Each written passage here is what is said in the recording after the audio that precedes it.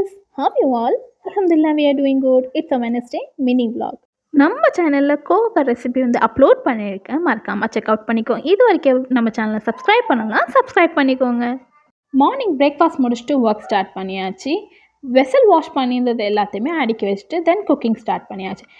Afternoon lunch work போயிட்டு இருக்கும்போது fridge clean பண்ணுறதா இருந்துச்சு. 1 வீக்காக நினச்சிட்டு இருந்தேன். சரி இன்றைக்கி அந்த ஒர்க்கை முடிச்சிடலான்னு ஃப்ரிட்ஜ் க்ளீன் பண்ணிட்டேன். இன்றைக்கி நம்ம வீட்டில் லஞ்ச் வந்து beef salan and ghee rice.